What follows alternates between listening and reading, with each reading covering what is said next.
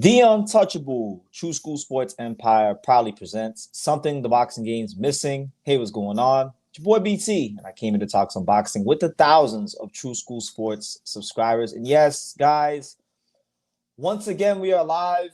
It is great to be seen. It is great to be heard. It is great to just be alive. It's great to have health. It's great to feel how I'm feeling right now in life, and I hope you guys are feeling great however you're feeling in life and enjoying your Sunday because we got an action-packed show.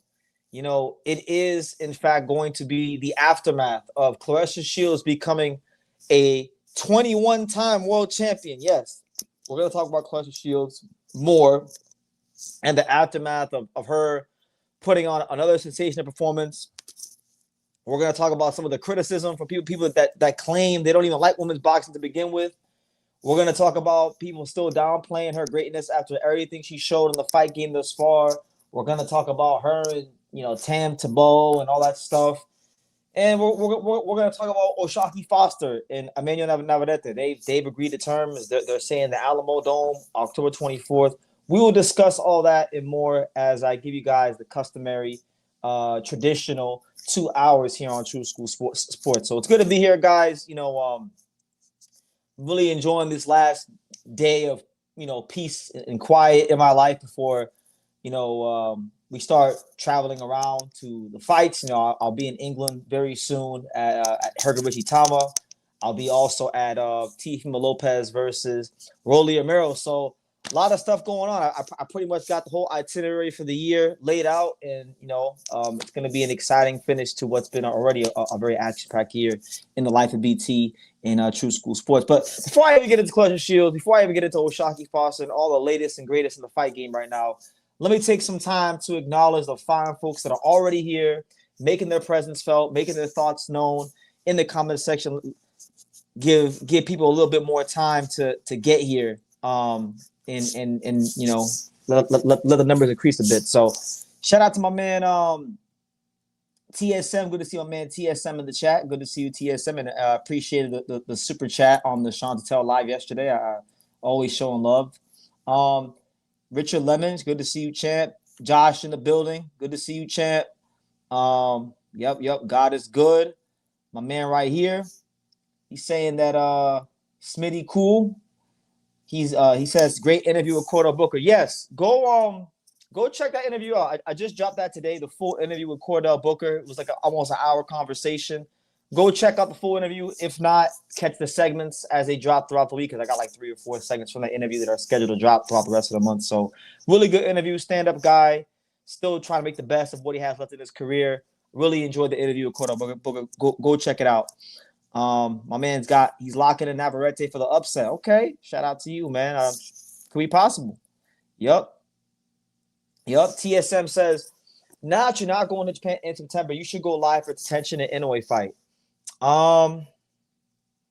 Yeah, I'm trying to figure all that out right now. I'm trying to figure out what's gonna come of that block of fights because I was planning on going to all those fights. So possibly there could be a live for it. I don't even know where I'm gonna be at in the world at that particular time.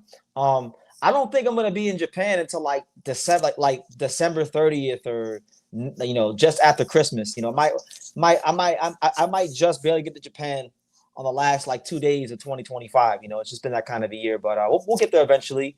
Good fights scheduled for September. You got Jinsazaki fighting in Hachiochi. You got obviously that fight you mentioned, and then you got Sebastian Hernandez Reyes fighting Kiyunusui Kameda. So Japan 2026 will have to be postponed once more. Okay, so but for a good reason. Foster-Navarrete is probably one of the only fights in American boxing that could have forced me to push it back even more. So yeah, Joey Boxer says, you guys were on one yesterday and it was great, and it was unbeknownst to me, it was a very legendary live. Some great things happened after that live. I don't want to say too much about what happened after that live, but I want y'all to just pay real close attention to Sean Tatel's channel around the middle part of this week, and there should be some really cool stuff in the works. But yeah, it was great. We had a great time. It's a slow time in boxing. We all knew that K. Scott didn't have a snowball's chance of hell of really winning that fight. So we made the best of it. We had fun, and somehow we turned that live into a 4-hour live. So hopefully it was as enjoyable for you guys as it was for us. My man J-Dub says, I didn't know you still kept up with women's boxing, BT. I was surprised to see you covering the Shields fight. I don't really keep up with women's boxing. I keep up with Claressa Shields. Okay, that's different. Claressa Shields is different. You know, I've always kept up with her career. She's one of the best fighters in boxing, male or female. So I always keep up with what she has going on. But as far as like the rest of women's boxing, like the Tam Tabots and the Lauren Prices and things like that, I probably just recently, over the last couple of days, took some time to read and watch some fights and watch some people's YouTube videos and things like that and come to my own conclusions. Because to be honest, for the last 3 years, apart from Claressa Shields and Alicia Baumgartner and Michaela Mayer and like the real big names, I guess you could say Amanda Serrano, Katie Taylor, I don't really keep up with women's boxing like that. And I'm gonna make a more concerted effort to keep up with it now because we're in the latter stages of Claressa Shields, and she's got 2 really fun fights with Michaela Mayer and Tam Tabot, possibly. So, yeah, man, I'm looking forward to seeing like what's gonna happen with her career. I think she's great. A lot of people like to try to deny the obvious. I mean, they try to say that she's not great and downplay who she hasn't fought and these kind of things. And it's like, man, at what point in time do you stop being miserable and stop being at what point do some boxing fans stop being miserable and just give Claressa Shields the credit she deserves for the great fighter that she is? Is it possible that she doesn't have the best competition? Yes, she doesn't have the best competition in and around her weight classes. But everybody that people have wanted her to fight, everybody that she possibly could have fight that meant half a damn in and around her weight classes, she's done that. 5-division champion, 3-time undisputed, 2-time gold medalist, 21-time champion. I mean, if you hate Claressa Shields, if you have any disparaging words to say about her skills and accomplishments, you're just a very unhappy person. All right, that's all it is. You are a very unhappy person, and you gotta look inside to what's going on in your own life, and ask yourself, why do I hate somebody who won 21 world titles and 2 gold medals? Ask yourself that question, because if you can be honest, I'm sure you'll find a lot of shortcomings within yourself. You understand? She gets sold out in Atlanta. Y'all trying to downplay her selling in Atlanta. And you know what?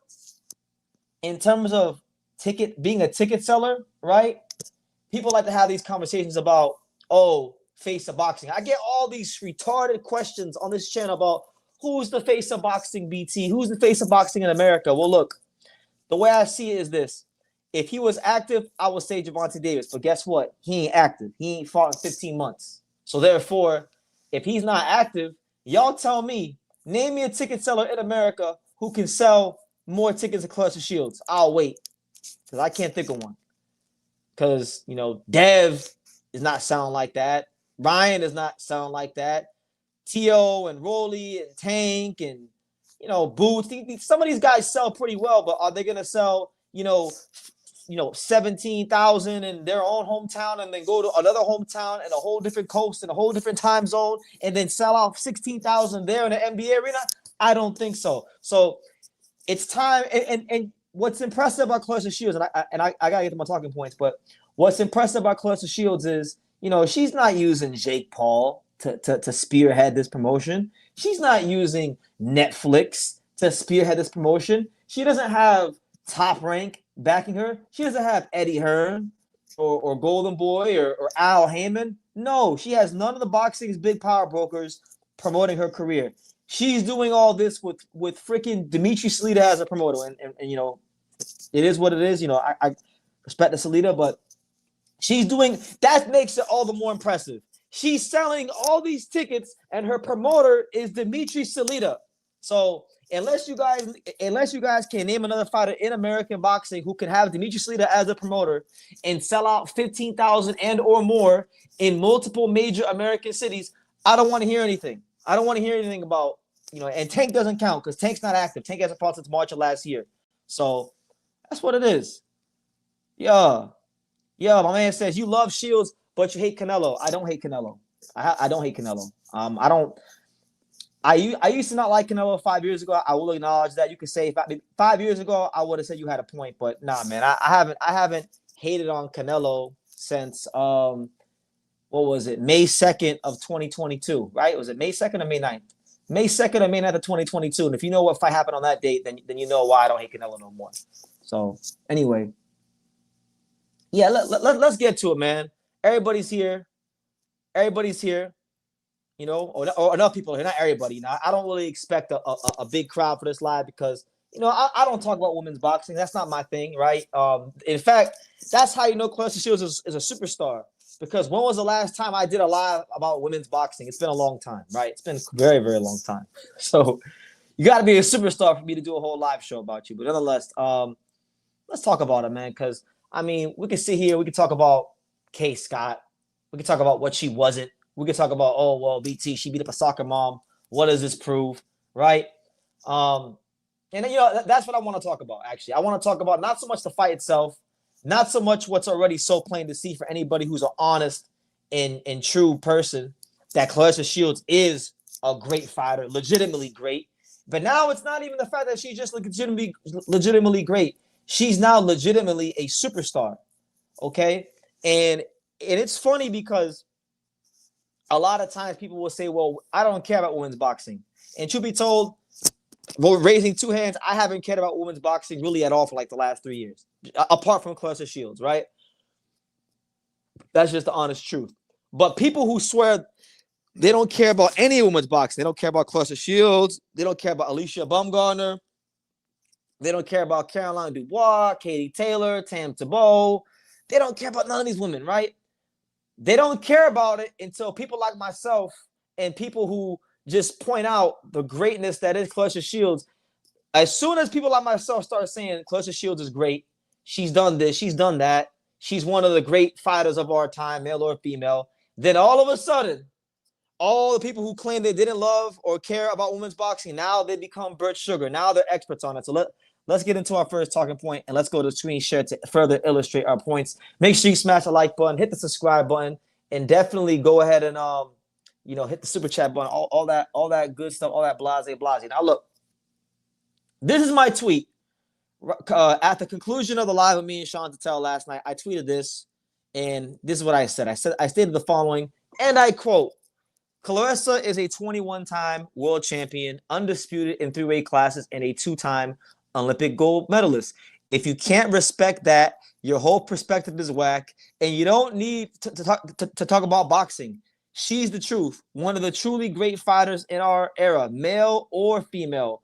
I'm glad I've had the chance to witness the growth. She's redefined what greatness is in women's boxing, end quote. You understand? And then this morning, I followed it up and I quote tweeted my own tweet, and I said kind of what I just said now. People say they don't care about women's boxing at all until you start telling them how great Claressa Shields is. When you do that, everybody all of a sudden becomes Bert Sugar. They become boxing historians. They start knowing all the weight classes, and like people who never say 2 words about women's boxing. Now they know who Tam Tebow is. Now they know who, you know, now they know who she fought and who she didn't fight. So I find it comical, and I could sit here and put some of the idiots that I've had to deal with on the screen, but they don't deserve anybody. Listen, anybody who's talking shit about Claressa Shields as far as her accomplishments in the ring, they don't even deserve to get put on the Summer Jam screen. They don't even deserve to get put on True School Sports and have me blast them out on here. They don't deserve that. Really and truthfully, they don't deserve none of that. Claressa Shields, I would say right now, she, cause I saw a tweet earlier, and I'm gonna repair it as well. Claressa Shields, if we're just talking about the fighters from the USA, you know, all the fighters from the USA, she's more popular than like 98%, maybe 99% of fighters in America because of the points I just laid out. I mean, her being a gold medalist, her being able to sell out in multiple major American cities in different time zones, her being able to evoke such emotion, whether it's good or bad, from the boxing community, and also just to be, you know, a casual for a second. They made a movie about her. A movie. How many fighters active got a movie made about them? A biopic. They don't. So that right there will tell you Claressa Shields and the kind of star power she does have at this moment. Because you gotta remember, like, see, a lot of y'all are just some Johnny come lately. You're only here now to try and discredit what's truly a great fighter in Claressa Shields. You weren't really actively following her career in 2016, 2017, 2018. You wasn't there when she fought Christina Hammer at the Masonic Temple. You wasn't there in 2016 at the WBC convention when boxing media and industry people were talking shit about her, praying on her downfall, hoping she would flop. Right? So when you have that kind of foresight and you've seen where she was at the start of this journey to where she is now, then you could have a proper interpretation of the kind of not just fighter she is, but the commercial draw that she is, because she is all those things. Going back to screen share, because I'd be remiss if I didn't bring this up. Claressa sold out in Atlanta, guys. She sold out where the Hawks play. No Jake Paul, no Netflix, no massive names fighting on the undercard. In fact, they had Troy Isley versus Joseph Hicks as the co-main event. A completely boring-ass fight with two guys who refused to take the lead and show anything of an exceptional quality in the fight. So when you consider how bad the co-main event was, how unexceptional the undercard was, that makes it even the more impressive that you sold that many tickets and drew that many people to her fights. Real superstar, you know? Back in the days when you would see great fighters like Mike Tyson or guys that or fighters that are really truly superstars, they would be in the tunnel, they'd be waiting to walk out, and they would have big old entourages to make the ring walks feel even more extravagant, right? And she kind of had that going for herself. So I mean, put some damn respect on Claressa Shields' name. You understand? Want to come on, man, Sean Tatel here for a second. You know, Sean Tatel, shout out to him. I was on his live last night. It is the era of the real in boxing media, the Tatel True School Tatel era, however you want to order it. I don't care. The Tatel BT Tatel, I don't care. You know, it's my guy. And he actually retweeted this tweet from 2023. And I want to read it to you guys. It says right here, from December of 2023, it says right here, I see a lot of people talking down on Claressa Shields. I'm reminded of what Tupac wrote and spoke about, the rose that grew from the concrete. And I think that really, really hits home for Claressa. I think she's a little undervalued, and she is a generational athlete. He didn't say generational boxer. He didn't say generational talent in the sport of boxing. He said a generational athlete. That transcends boxing. That goes across all the sports, okay? And if you don't like it, well, then too bad. She's just great, all right? She just is. Okay. Sean had it right 3 years ago when he said it. And, you know, and the last tweet for this talking point that I will conclude on is this right here from my main man, Locked In Daily. Shout out to him. Make sure you go follow him on Twitter at Out West Lock. He says, the way Claressa Shields fights, you can tell she grew up in extreme poverty. Shit was real hard for her back in the day. Right? And I want to camp out on that here for a couple minutes, or at least a minute or two. That's what I think it is. That's what I think it is. I think a lot of people in the fight game, they don't like, they're a bit bothered by what Claressa Shields represents. You know, she represents the trenches, the sticks, the gutter, the ghetto. All right? That's what she represents. And she's unapologetically comfortable in her own skin. She's unapologetically herself, and she has unwavering self-belief in her abilities. I remember very clearly, to give you guys some insight from my perspective, I remember very clearly in 2016, before Claressa Shields turned pro, I remember following her second Olympic gold medal. She wound up doing a photo shoot for ESPN, and ESPN used to have the body magazines. If you guys remember those, where the athletes would pose in these damn near naked photo shoots, and she was in one of them. And I remember at the time, a lot of women's boxers that I knew personally, they felt like, okay, well, Claressa Shields, she's trying to over sexualize herself. So she had women's boxers hating on her from the jump because of shit like that. Then you had some of the people in the boxing industry. They wanted to shit on her because she was loud, and they looked at her as, I'll call it straight up. They looked at her as ghetto trash, and they wanted her to lose for that reason, right? And you had Claressa Shields very early in her career talking about wanting to do record-breaking numbers in the sport of boxing and doing $1 million purses and things like that. And uh, boxing industry people, they laughed at her, they scoffed at her, they said, she's wishing on a star. But here we are all these years later. And not only has she become a fighter that can command those kind of numbers, like I said, Gervonta Davis isn't active right now. So if we're talking about this fine time in the world, August 16th, 2025, 11:29 Eastern Standard Time, Claressa Shields is right now the biggest ticket seller in American boxing. And you don't have to love it. You don't have to love it, but it's just the truth. So if you can't handle the truth, well then go somewhere else. Go somewhere else. And I say this as somebody like I know people are gonna tune in and say, BT, here you go. You're simping out for Claressa Shields, the women's boxing, but how?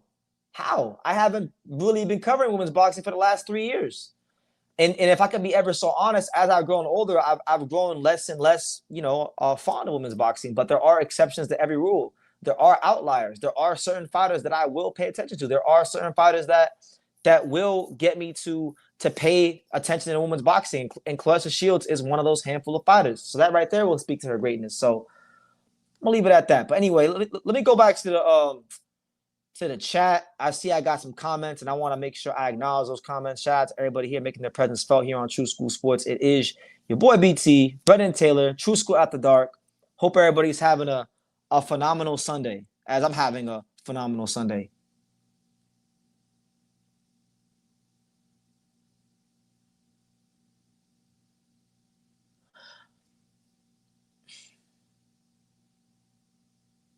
That's what I'm saying. Yeah.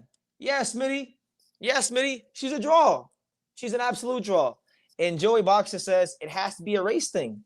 If she was Russian, this wouldn't be a debate at all.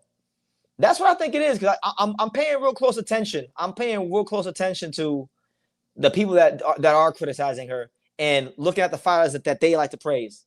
And it's mostly like the boxing hipsters, people that will shit on one side of boxing but not really shit on their own side of boxing that they like. And luckily for me, I've graduated past the point where I don't give a fuck about the boxing intelligentsia, the boxing hipsters. I don't care about the LDBC. We just call it for what it is. If somebody is great, they're great. Call it for what it is. Brendan, you claim to be a Puerto Rican. Why do you have a Japanese and a U.S. flag? Well, I don't claim to be anything. I am Puerto Rican. My dad is Puerto Rican. So therefore, by way of heritage, I'm going to be Puerto Rican. But Puerto Rico is a U.S. territory. I ain't been to Puerto Rico. I've never been to Puerto Rico, but I've been all over America. So I mean, that could be it. And Japan's like my second home. I got a lot of friends in Japan, and I've grown very fond of the country in the last 3 years. It's I cannot believe BT's cucking for Shields. It's not cucking. It's acknowledging what she is. All right. And a lot of y'all don't really know my history in boxing. Y'all be thinking like, oh, BT just arrived here the last couple of years and was just covering Japanese boxing and da da da. No, you don't know shit. Listen, I was there in 2016, 2020, early in her Claressa Shields' career, when I saw her sparring at Fifth Street Gym against, really high level girls. I seen her spar guys. I know that I've always known the caliber of fighter Claressa Shields is.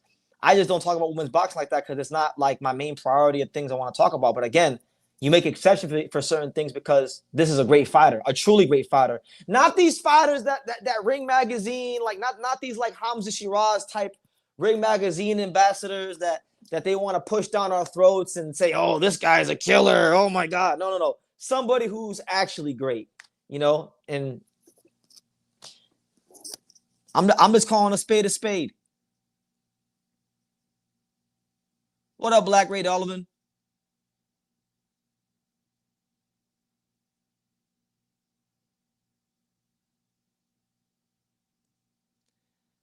Nobody knows what I am, and that's a good thing. That's a good thing. Because you know what? That's the problem with this world. Y'all start looking at somebody and y'all like, oh, is he this? Is he that? Everybody's a human being. Stop being miserable and looking at people through the context of race and culture, and just look at people for being fucking human beings. That's the problem with a lot of you people. Bro, black women are criticizing her. Stop simping without the facts. I mean, you get criticism from everywhere. How is it simping? Y'all are saying it's simping. I think y'all are just fucking ignorant. You guys are the ones that are miserable. You guys are the ones that don't want to acknowledge what's so clear to see. Because if anybody else had 2 gold medals, won 21 world titles, was a 5 division champion, was 3-time undisputed in 3 different weight classes, was selling out arenas across America, you guys would be saying this person's the greatest thing since sliced bread. I love Naoya in a way. You guys go crazy because he sold 8,000 tickets in Vegas and, is a big draw in Japan. But when I say it about Claressa Shields, it's an issue. It's a problem.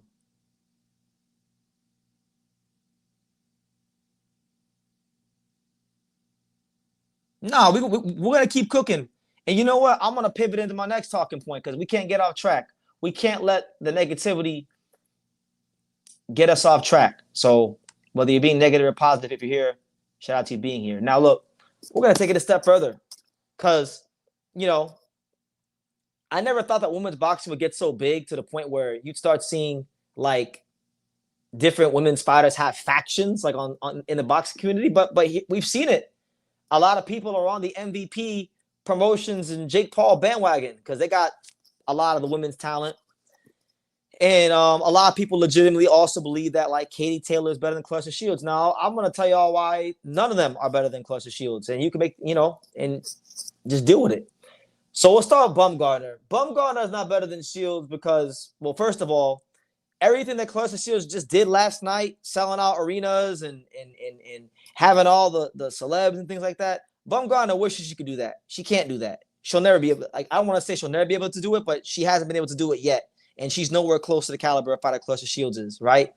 You understand? And real talk, we criticized Shakur Stevenson and Keyshawn Davis for being brothers and never fighting each other. Why aren't more people criticizing Bumgarner and Serrano for not fighting each other? You got Bumgarner who's hating like crazy on Claressa Shields, and then you got Serrano who's hating like crazy on Claressa Shields, right? And they teaming up. They jealous of Claressa Shields. They're jealous of Claressa Shields, but they don't want to fight each other. They don't want to make a big fight happen. And honestly, if they want to do something that's like record breaking, somewhere on the level of a Claressa Shields, they can go ahead and do a fight with each other. Now, in Serrano's case, right, a lot of people criticize Claressa Shields because they say, oh, she hasn't beaten a lot of people. Listen, man, Amanda Serrano's won like, what is it, like 7 or 8 WBO titles, and about 5 or 6 of them were vacant.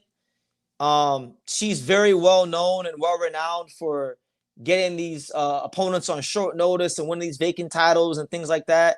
Not to say that she's not great, because I've made videos in the past and I've sung the praise of Amanda Serrano. But if we're comparing Amanda Serrano to Claressa Shields, there is no comparison in any department. Not star power wise, not accomplishment wise, not skill wise, none of that.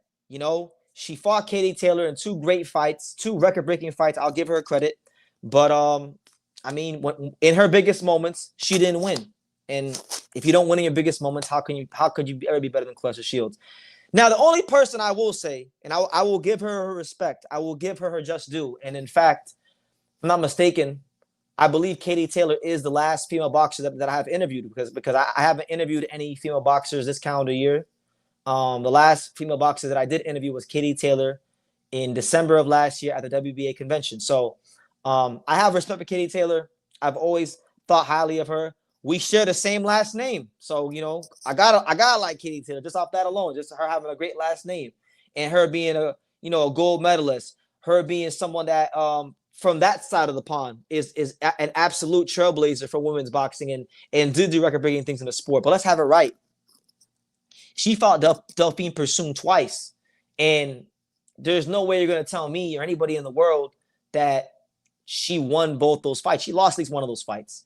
And then, yes, she did get over the hump against Amanda Serrano twice. However, they were both razor thin fights that could have went either way. And Amanda Serrano is a smaller girl who came up in weight at many parts of both of those fights, was able to push Katie Taylor back as the smaller woman and really boss the fight. And it was very fine margins that as far as how those fights could have went. But what I'm saying is, Katie Taylor can't be better than Claressa Shields because she hasn't dominated to the degree that Claressa Shields has. She's been dominant, but she's had the Delphine Persoon fight. She's had a smaller girl come up in weight and push her back on a consistent basis and have success. So performance-wise and accomplishment-wise, you can't say any of these girls on her level, even though they're all great. And people will downplay and say, oh, well, Claressa Shields hasn't fought anybody. And that's utter horseshit. Her pro debut, she fought Franchon Cruz. After she beat Franchon Cruz went on to become the undisputed champion. And then earlier this year, 10 years after the damn first fight, she beat Franchon Cruz again. Savannah Marshall was one of the top 3 to 5 biggest punchers in women's boxing. Some would say at the time, the biggest puncher in women's boxing. She was the last girl to defeat Claressa Shields at any level of boxing because she beat her back in the amateurs. And a lot of people at that time were picking Savannah Marshall to beat Claressa Shields, and she did not get it done. And she had everything in her favor on home soil and still couldn't get it done against Claressa Shields, right? Then you look at Christina Hammer, another girl. And I remember, I'll never forget this one because I was there at the 2016 convention when Claressa, I think at that time, that was December of 2016. So I think at the time, Claressa was probably 1-0. She was about a month removed from her pro debut because she fought on the Kovalev Ward 1 undercard. That was what her pro debut was on that card, and that was November of 2016. She was 1-0 when she went to the convention. And I remember the promoters had Hammer and her facing off. And I remember talking to a lot of the women's boxing experts at that particular time and asking them, what do you guys think about this fight? Because I in 2016 at that time, I didn't know a whole lot about Hammer. And you'd be surprised. A lot of people thought that Christina Hammer was going to beat Claressa Shields. And when the time came and they fought, Claressa Shields outclassed Christina Hammer, and it wasn't even an issue. All right. Now, people downplay all these wins now, but at the time they fought, those were all looked at to be tough fights. It's like Roy Jones, and I've quoted this many times. Roy Jones Jr. said it best. They got the nerve to say, I ain't fight nobody. I just make them look like nobody. Y'all must have forgot. And that's been Claressa Shields throughout the duration of her amateur career and a professional career. And those are just the cold, hard facts that y'all got to deal with. And if you can't deal with them, then I don't know what to tell you.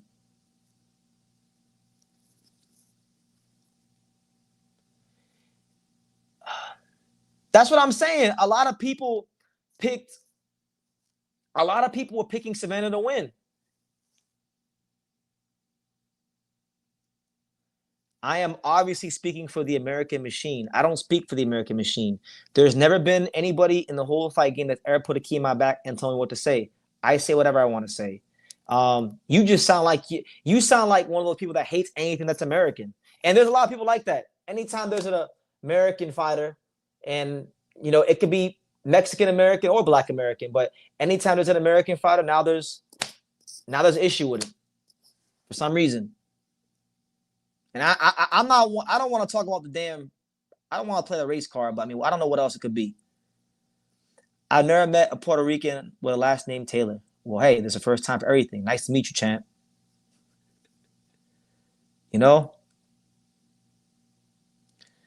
Well, I know I've watched it before. I thought Claressa actually won that fight as well, but you know what I'm saying? If you follow the build up to that fight, the way that fight was marketed is that Claressa Shields is fighting this big time puncher who signed to Floyd Mayweather. Remember, I know Floyd was at her fight last night, but let it not be lost on us. Floyd signed Savannah Marshall. She was trained by Peter Fury, right? She was the last girl to beat Claressa Shields at any level of boxing. And these were all things that were used to help promote the fight at the time. But these things get lost in the shuffle because people just live in the now and they want to downplay. And that's how boxing is all around the board. It's not, you can't be positive and say good things about fighters. You just can't. Now, while I am talking good about Claressa Shields, while I am singing her praises and giving her credit and saying very positive things about her because I think highly of her, and I've always thought highly of her. These are not new opinions. These are not new opinions, people. I'd be remiss if I didn't talk about the most significant potential matchup out there for her. And let's talk about it. Let's talk about the fight. Because I do believe at this stage in time, this is the fight to make.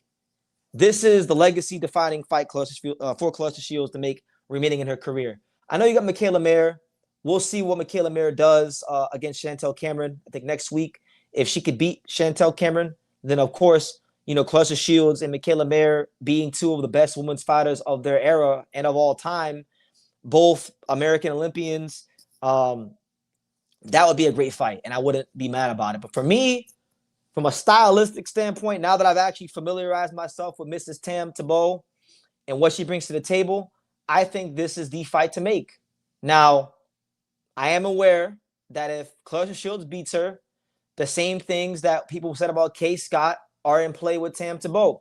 They will say Tam Tebow only had, 5 fights or 6 fights, or how many fights she has. And that'll be the way they downplay the win. But stylistically, when you break it down, Tam Tebow, and let's go to screen share. Tam Tebow, she's very tall, very rangy.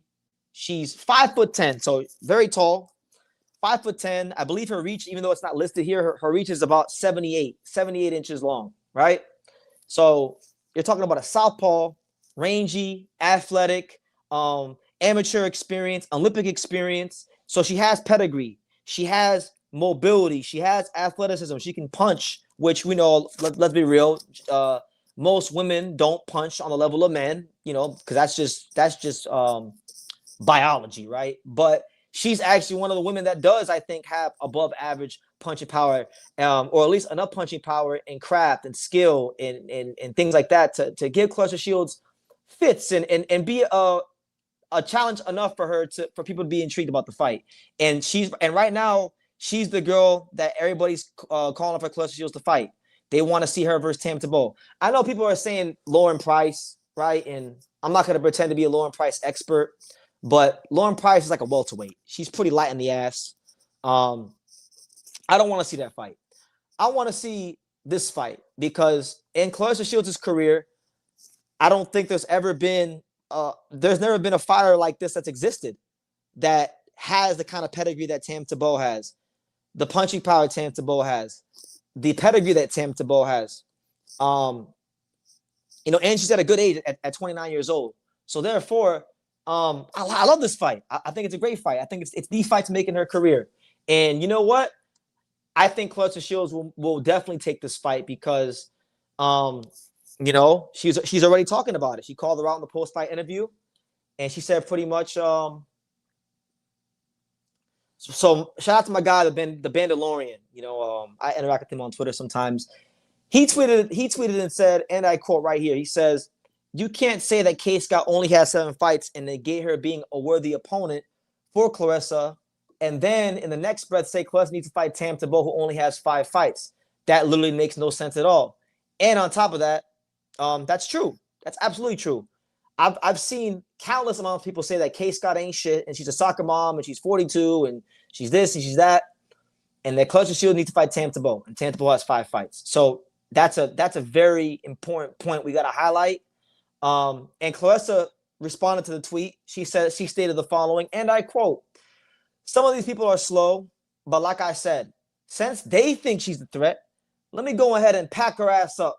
I'm not playing." So the GOAT is making her intentions very, very clear, making her intentions very, very known that Tam Tebow is on the hit list. And that's a whole interesting dynamic because, Tam is a Jake Paul MVP promotions fighter. MVP banned Claressa Shields from all their events due to her putting pause on Alicia Bumgarner a couple months back. So the only way the fight can happen is if one, they're willing to negotiate the fight, and 2, they lift the ban, because if it's going to be a co-promoted event, they got to lift the ban so that the fight can happen. So I think it's a great fight. I think that it's the kind of fight where, Claressa Shields would actually have to work for positioning a lot more, because when you talk about Claressa fighting the Kay Scotts of the world and, the Danielle Perkins and these kind of girls, these girls don't have enough craft, smarts, pedigree, athleticism to really make her have to work in there. She's comfortable at every time, at all times. It's like a stroll in the park on a smooth summer's day. And I feel like Tam might be the first fighter in a long time that makes Claressa really have to work for positioning. And so that's really the intrigue of the fight to me. And I think it's a great fight. And I think it's a chance for it's also a great fight because of, and I said this last night in my post-fight review. It's also a great fight because of how different Claressa Shields and Tam Tebow are. Claressa Shields comes from the mean streets of Flint, Michigan. She's the very aggressive, self-confident Black American woman, but she's from the trenches. She carries the spirit of the hood with her, right? And then Tam, she's like the opposite. Like, she's got like degrees and she speaks 5 languages, and she's a bit more soft and reserved. And she doesn't box because she has to. She boxes because she says she wants to. Now, you can interpret that as a disadvantage. You can interpret that as an advantage. But nonetheless, they are distinctly different outside the ring.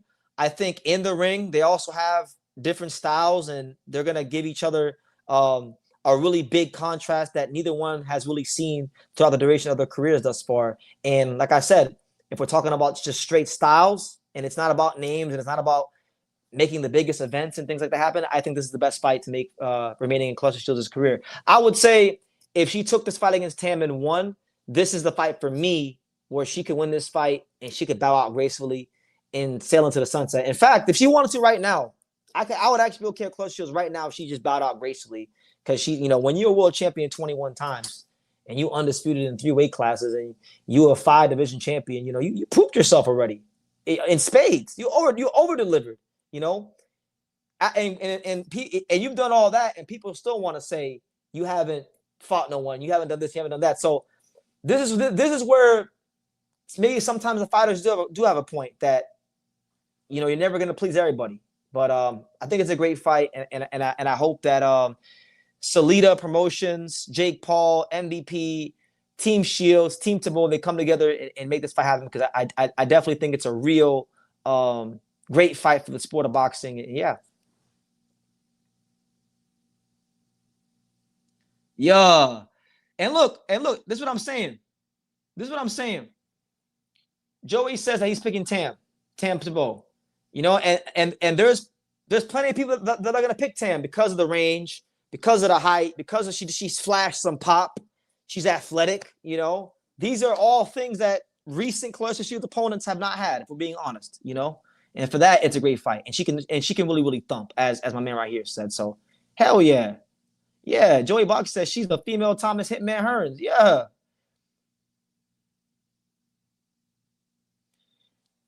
The fact that these girls have 5 fights and are unified tell you a lot about what wins boxing. The truth is, it's not even worth people's time. I mean, Mirja Akhmadaliev was a unified champion in like 5 or 6 fights, and people were sort of dick riding him for it. And I told y'all for years that Mirja was overrated. So I mean, are we going to keep the same energy for Mirja Akhmadaliev? Lomachenko's a great fighter, right? I like Lomachenko, but he was unified in about around the same amount of fights. And everyone said he was great. And of course, I know it's different. I know the pool of talent in men's boxing is significantly greater than women's boxing. I'm not an idiot. I'm not ignorant here. But all I'm just saying is, I mean, other fighters have done it. Other fighters who are not even Hall of Famers, like Mirja Akhmadaliev is not anywhere close to Hall of Famer, and he was always overrated. And when he was unified champion for getting a questionable decision against Danny Rahman, some people in boxing were losing their mind.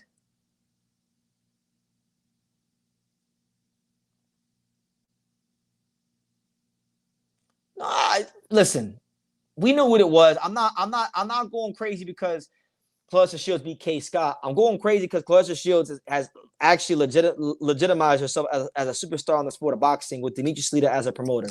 That's what's impressive to me.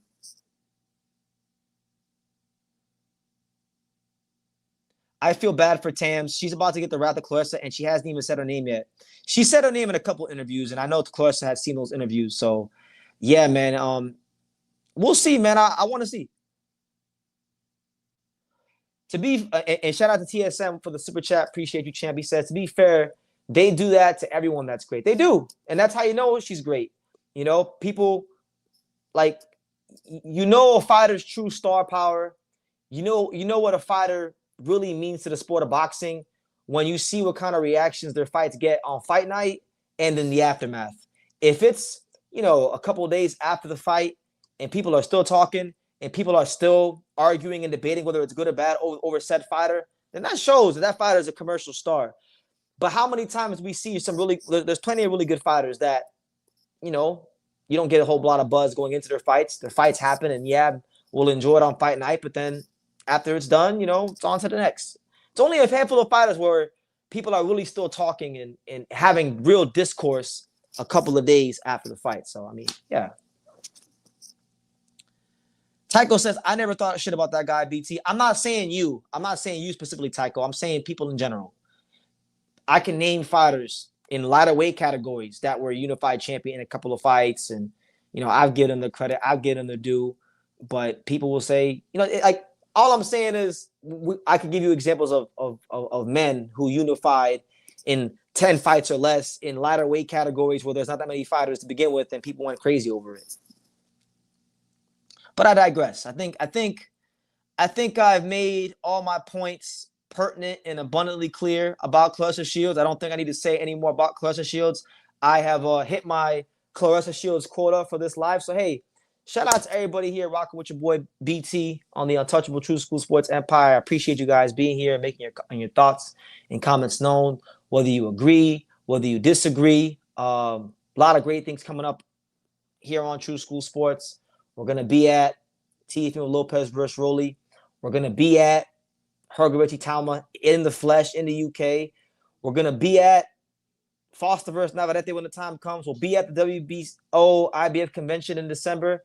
And we got some gym visits in different states planned in between all that. So it's going to be a very fun conclusion to 2026 for your boy BT. And I hope you guys continue to support the channel and all the great work and great efforts that I'm putting into the channel to try to give you guys great boxing content. But nonetheless, guys, let's talk about O'Shaquie Foster and Emanuel Navarrete, because really and truthfully, guys, I mean, I know there's so many fights you could say were bigger.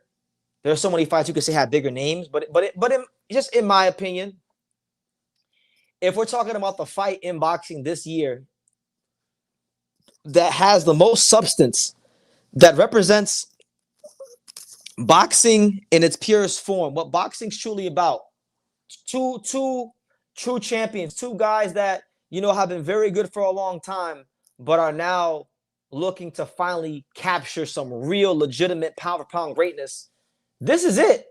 It's one of the most significant fights of 2026. I think it's the fight that carries the most substance. And it, according to Chris Mannix and many other reputable news outlets across the sport of boxing, it is a done deal. And y'all can go ahead and start making your plans. You can mark your calendars. You can rejoice. And you can be happy that Emanuel Navarrete and O'Shaquie Foster, they've went ahead and they've agreed to terms for their fight. And the date that is being reported is October 24th at the Alamo Dome in San Antonio. And that's big because the Alamo Dome is where big fights go. There hasn't really been a ton of fights in the Alamo Dome in recent years. I mean, I think the last real massive fight, maybe Canelo might have fought Callum Smith there, but in my mind, the last real ultra mega event at the Alamo Dome was Gervonta Davis versus Leo Santa Cruz, and that was 6 years ago. I know Shock Foster fought there, I believe in 2022 against Ray Vargas. I think he fought there, but massive fight, massive occasion. Vaquero Navarrete has been arguably the premier volume puncher in the sport of boxing. This is his legacy-defining fight, in my opinion. And if you look at his resume, I mean, let's peek at Vaquero's resume here for a second because, it's a beautiful resume. 40 wins, 2 losses, 1 draw, 33 knockouts, three division champion, right? Was he? I believe he won at 122, 126, and 130. He's been a world champion, right? But if you look at his resume, and I'm going to use one of the LDBC talking points here for a second. But if you just look at the resume, if you check under the hood, there is a particular style of fighter that Emanuel Navarrete has never fought in the professional ranks at the championship level. And this fight for Vaquero Navarrete will represent the first time that he's ever fought a slick, technically sound, Black American fighter. He's never fought that kind of a style. So I'm looking very forward to seeing how he deals that kind of style, right?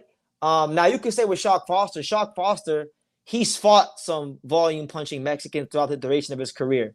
He fought Eduardo Rocky Hernandez. He actually was losing that fight until he pulled the rabbit out the hat in the last round and knocked him out. He fought Alberto Mercado early in his career. So he's fought a couple guys. He fought a couple volume punching Mexicans, but not as many as you would think. Not as many as you would think. But he's fought more of that style than you would say Navarrete has fought. Slick, technically sound Black American fighters. So that's the real intrigue of it for me. When I look at the style matchup and to kind of go further and give some more expanded thoughts, breaking down this wonderful style matchup for a fight that I believe is so good, that's so amazing, that, like I said, I was planning on going to Japan in next month, actually. I wanted to go see Jin Sasaki fight. I wanted to go see Takuma Inoue Tenshin. I wanted to go see Sebastian Hernandez Reyes against Kameda. And I could have gone to all those fights. But I said, you know what, BT? This is not a fight that you could miss and live with. This is one thing about boxing is, like, it's not always about who's fighting, but a lot of times it matters when they fight. Because if a fighter makes too much money sometimes or becomes too famous, they can lose that determination. They can lose that hunger. They can lose that drive that they had. And so I feel like this fight is happening at the right time. These are two very seasoned pros.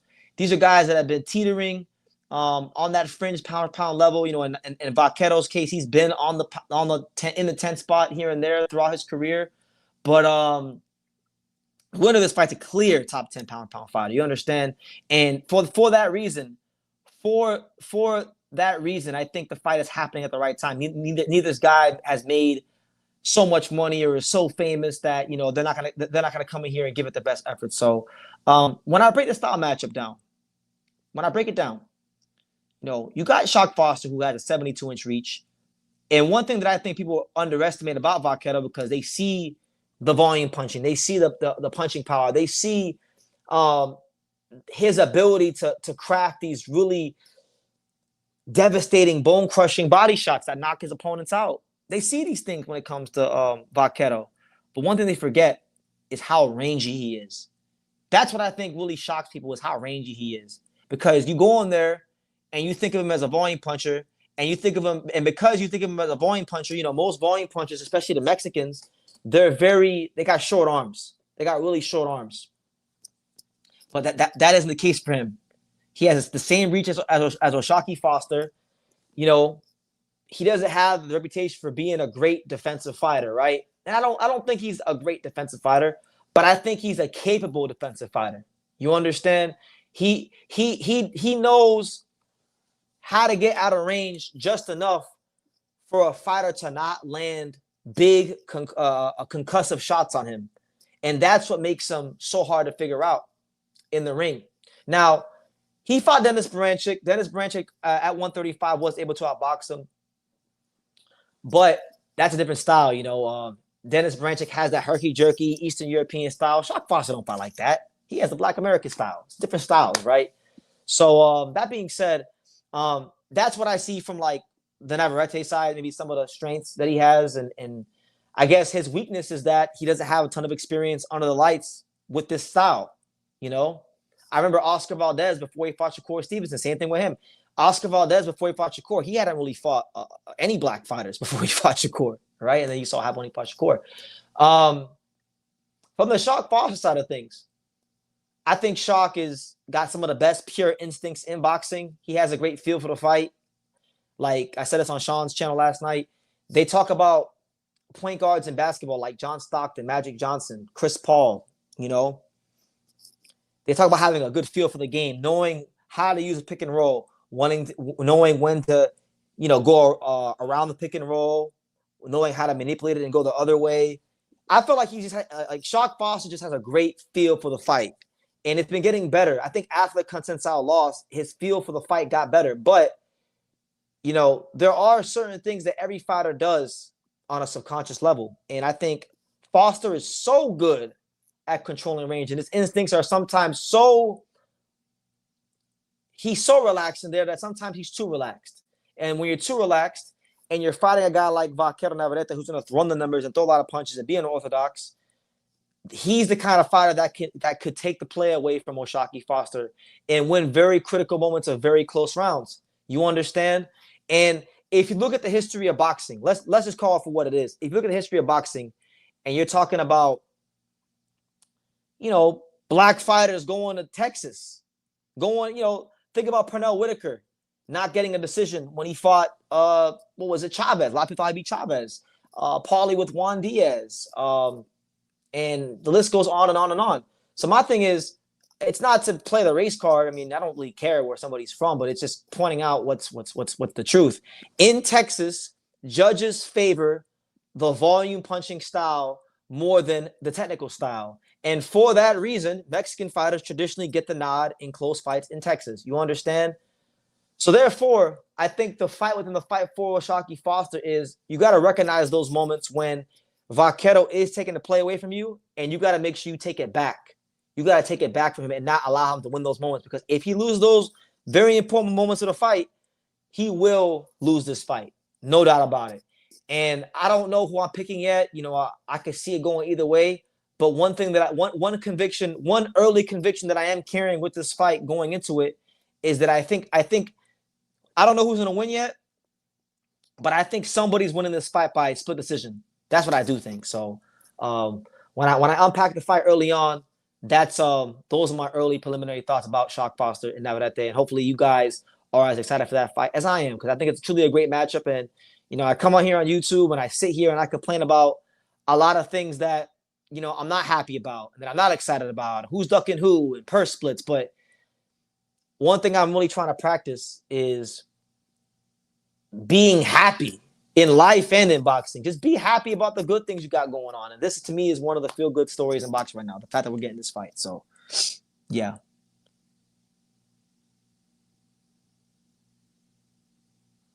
I got a couple of super chats. So shout out to my man Smitty Cool. I appreciate you, champ. Thank you for the super chat. Thank you for the two-piece.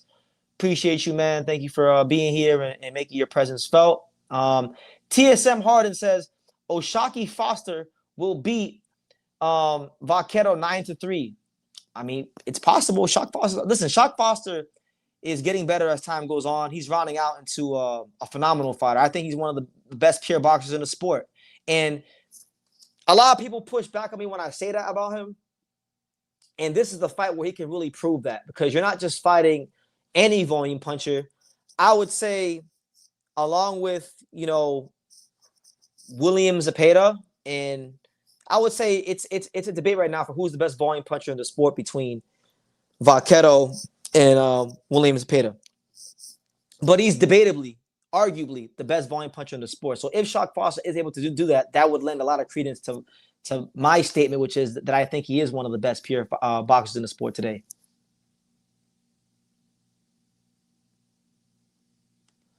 And yeah, man, Tycho brings a great point. He says he's moving in a vicious fashion. I mean, he fought Stephen Fulton. In retrospect, Stephen Fulton is not motivated, and the win hasn't aged gracefully for him. But he still fought Fulton before Fulton showed what he is now.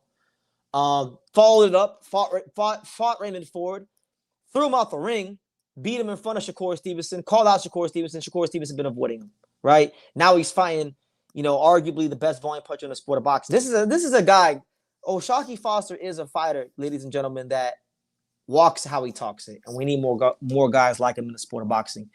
Smitty Cool says that I've been going to amateur events to vlog. The travel is exhausting yet fun. Oh, amateur boxing is amazing, man. Traveling to it, Um, I haven't been able to go to too many amateur events this year. I think the only you could say amateur event I really went to this year, I went to the college boxing national championships in Las Vegas back in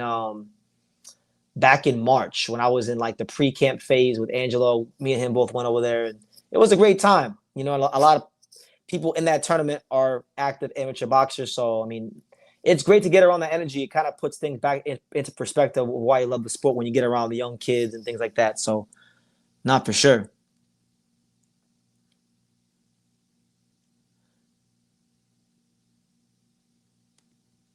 This is one of those fights that you don't want either guy to lose. Which fights have been like that for you, BT? Um,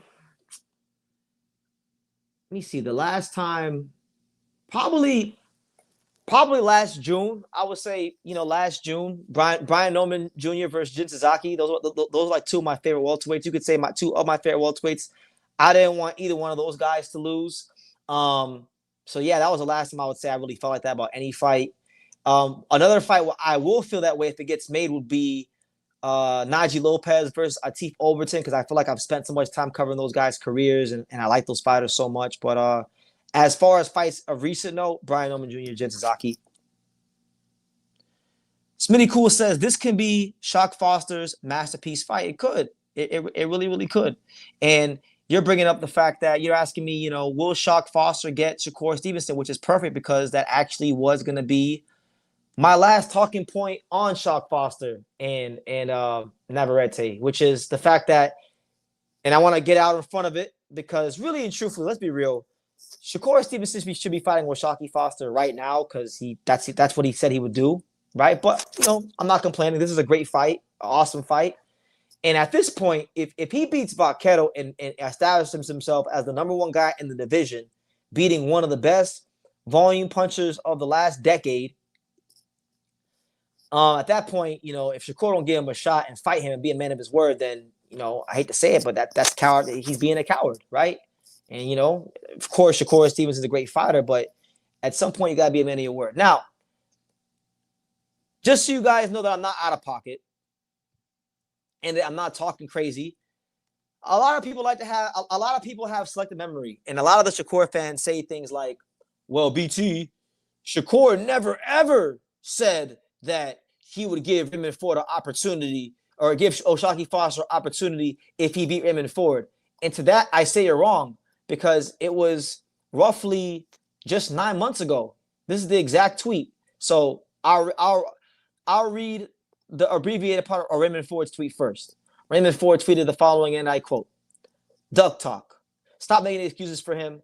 This shit has been marinating before he tried to bring Shakur into it. It don't make sense to go fight Core and then move back down and wait. Why not get me to fight him? Whatever, right?" Shakur quote tweeted it, as you guys can see here, and he said, "It's all good, Savage, because he won't get an opportunity with me until he fights you. That WBC shit don't move me." So that's literally the exact tweet. When you guys hear me criticize Shakur Stevenson and you hear me say, "Oh, well, Shakur said this, he gave him an opportunity if he beat Oshaki Foster," this is the tweet that started it all. This is the tweet that I'm referring to. So here it is for documentation purposes in case you're a Shakur Stevenson fan and you don't want to be honest and truthful with what's going on with those two. Now, pivoting back to what I'm saying and pivoting back to my last and very important talking point about this particular fight. If Shock Foster beats Vaquero Navarrete, at that point he has to go ahead and fight him because he will have shown that he is the man at 130. He's going to be going to 135 because Shock's been saying that he wants to go to 35 and that this is the only fight he will take at 130 pounds. You understand? So, and on top of that, this is a fight that's getting treated like a big event because they're doing this at the Alamo Dome. So I'm sure this is going to be one of the most electric fights in America in the latter part of the year.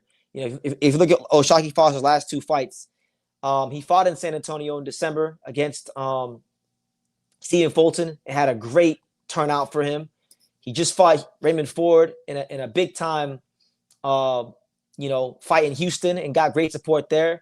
And now he's come back again to fight at the Alamo Dome. So this Oshaki Foster, now that I think about it, he's probably in the sport of boxing right now, becoming the best promoted fighter in the state of Texas. Like he's fight all his biggest fights, all his biggest moments are happening all across the Lone Star State. So it's gonna be massive. And I think Shakur Stevenson, who goes to a lot of fights, he'll probably be the ringside. And this time, if Shock Foster gets the job done, which is gonna be a very, very tough ask because Navarrete is a damn good fighter. But if he gets the job done, I would assume and presume that Shakur Stevenson probably will be getting in the ring and calling him out again. But I think this time it'll probably be for real. So yeah, I think he should I think he should finally get his shot with Shakur if he wins this fight. And I'll just leave it at that.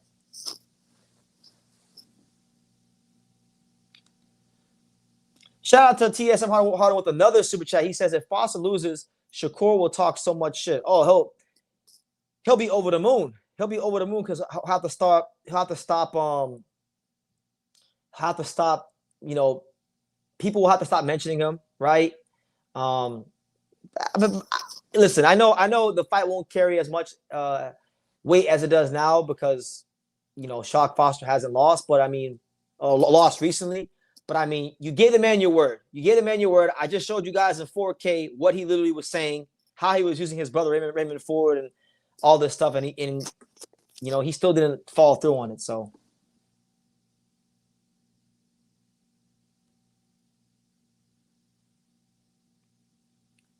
is Shock one of them that Shakur said he never fight? I forgot. I don't know why he's so emotional though. I haven't really seen Shock be as emotional about it. He just wants to fight the champ. That's all it is for Shock. Shock's just trying to prove that he's the best.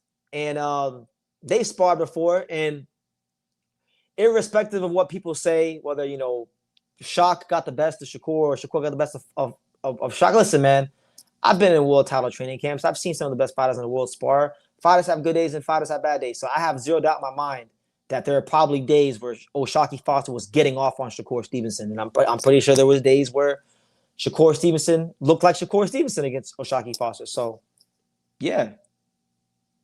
Yeah, and he's just emotional. He gets mad when people put pressure on him and don't say that he's the greatest thing since sliced bread.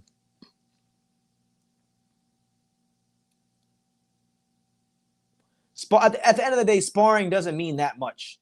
Like sparring is good for, you know, seeing different looks and definitely sharpening your skills and working on certain things that you're game planning for. But it's different. I've seen. I'll give you guys an example, right? I'll give you guys an example of fighters that are great in sparring that aren't good in fights, and fighters that are terrible in sparring that are very good in fights. So I'll give you two examples. A fighter who's amazing in sparring, but didn't really become a champion and perform the same under the lights would be Diego Magdaleno. If you go around Vegas and you ask people about Diego Magdaleno and what he would do to guys in the gym and how he would look in certain sparrings, oh my God. People will tell you Diego Magdaleno was putting hands and feet on top names in the gyms in Vegas.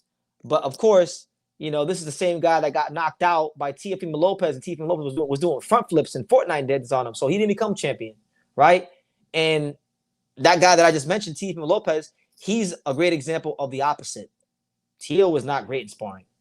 You know, I've seen him spar a couple times, and even when you talk to certain people about his sparrings, you know, he's not a guy that performs his best in the gym. He's not a gym fighter, but we've seen him display greatness under the lights numerous occasions in his career. He's an under the lights fighter, and those are two different things. You understand? So sparring's fun to talk about. I mean, it makes for great interviews and things like that. You know, it helps like YouTube channels like mine get views and things like that. But in the grand scheme of things, sparring is exactly what it's supposed to be. It's practice.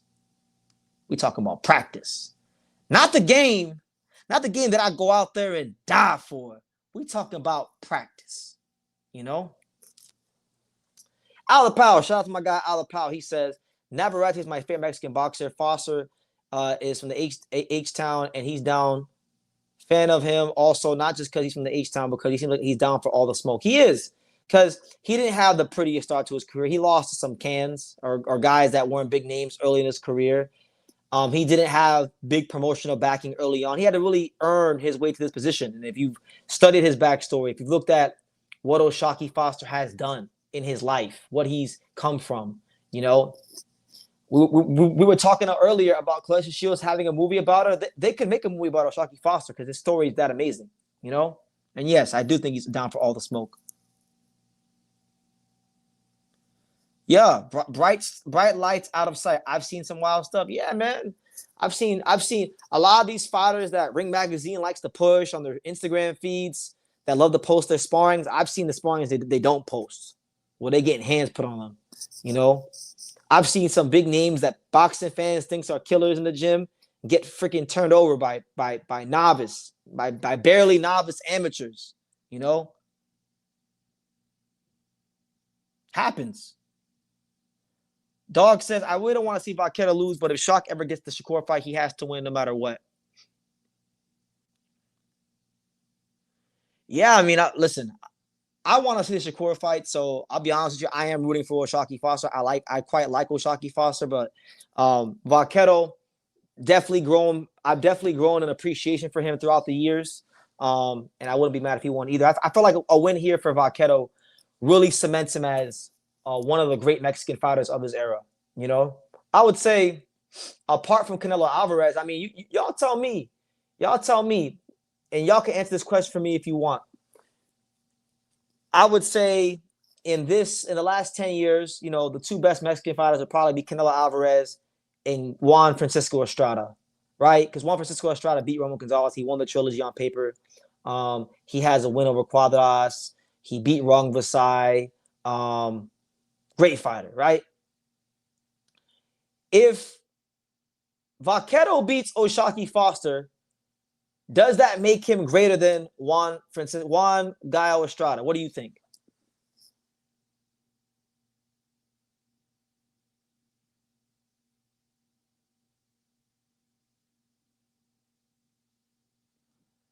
Shock. Even Mason right now, it seems like he's down for everyone. The brothers, he's one of the brothers that are down. I mean, he's got an appetite for the smoke. You guys know I've been singing Abdullah Mason's praises for longer than most, and I think if Top Rank don't get on no funny business, I think they'll let Abdullah Mason. I think Abdullah Mason will take that Williams pay to fight. Rafa says no, it will not make him greater than Gallo Estrada. Alapao says yes, it will make him greater than Gallo Estrada. I mean, I think it's debatable. I think it's debatable, man. I think it's debatable. I mean, O'Shaquie Foster is great, but is O'Shaquie Foster greater than Roman Gonzalez and Rong Vasai put together? I mean, with all due respect, I don't think so. So I mean, it'll make for a fun talking point. All I'm saying though is it definitely puts some amongst like because I would say in the last 10 years, and y'all could add names if you feel like I'm forgetting anybody, but in no order, Gallo Estrada, Canelo Alvarez are the best fighters from Mexico over the last decade or so. And then I would say Navarrete is right there as well. But if he wins this fight, I feel like this fight puts him on that tier with them guys.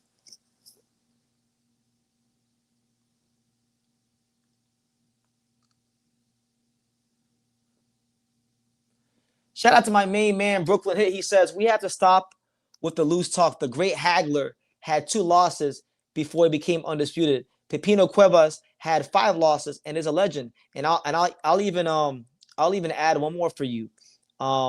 Freddie Pendleton had like 22 losses and became world champion. He actually broke the record. He set the record, which I think is still a record to this day, for the most losses a fighter had on the record before becoming world champion. That's actual fact. So a loss doesn't define you.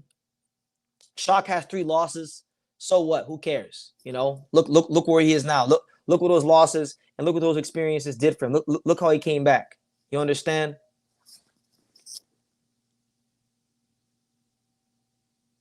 There's so many fighters that I can name of recent years that lost fights or didn't have great careers and became champions. Tevin Farmer lost like 4 fights in his first, what was it, 12 fights or 15 fights, whatever it was, came all the way back and became world champion.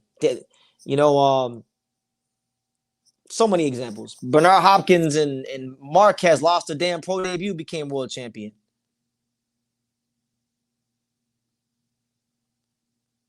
Well, boxing was barbaric back then. Nothing is quite as bad as Hagler didn't fight. I think when he fought Alan Minter, I believe it was his 51st fight of his pro career. Maybe it was 50, but I believe it might have been 51st. It was crazy, you know. As far as yeah, I think Al the Pal is right. Shock Foster's playing with house money. You know, in life, he wasn't supposed to be here. He had plenty of run-ins with the law, and now he's turned his life around and really disciplined himself and matured as a person. So God bless him for that. But he wins this fight. I'll tell you this, man.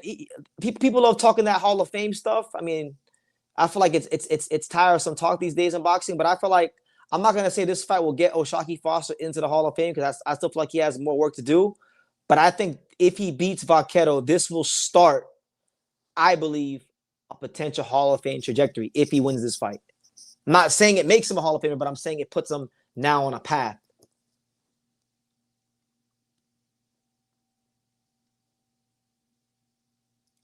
Mexico might have a tough night in the Canelo card. Rafa versus Lorenzo Parra and Delgado versus Biaroslav is also rumored. Oh my God, man! People are sleeping on Lorenzo Parra, the Espinoza fight, and I'm warning everybody. For y'all that don't follow this featherweight division, and you think Lorenzo Parra is just gonna be like all these non-punchers that Rafael Espinoza's been fighting? Nope. I give Espinoza his credit. It's a tough mandatory challenger. He could have easily vacated and went to 130 and used the whole "I'm too big for this weight class" excuse. This is a high risk, low reward mandatory because this guy can really crack. He's got craft. I'm really intrigued about that fight. You know, I would say Parra is easily the second best fighter he's fought by far in his career.